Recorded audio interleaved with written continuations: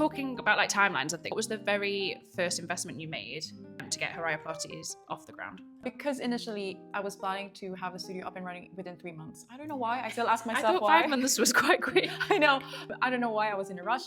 And I knew the beds were going to cost a lot. So the first thing that I needed to do was to make sure I have a business plan, financial plan, so I can make sure I can convince investors to put in some money and funding for the business. Yeah. That makes sense.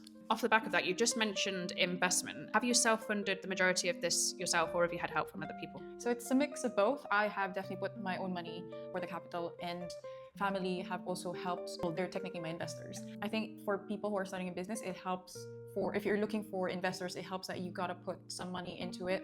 And that's sort of proof that you believe in the business, or else it'll be hard to find investors who would give some funding for you. And so I feel like that's really the easiest way, I'd say, to get funding is to reach out to family or friends. And then when you need more money, then you can eventually go on to, I'd say, VCs or angel. Yeah. And also, and then by the time you do go onto those, if needs be, you do have a trail of like, you can show what you've done already. Exactly. And by that point, once you like being successful or shown that you can do it, they're more inclined to. Exactly. There's more confidence. Yeah, definitely. I think you've done it like the best way, and obviously like to be able to start off, and that's what people struggle with taking the first leap, is thinking I don't have enough money to do this. So like a lot of people I've been speaking to are saying they're doing it alongside in the job, which obviously you've said you work in fashion as well. I know you've mentioned you've done Pilates for a very long time and you've taken this jump because it was something of interest, but did you know anything about setting up a fitness studio, or was it very much a learn as you go process?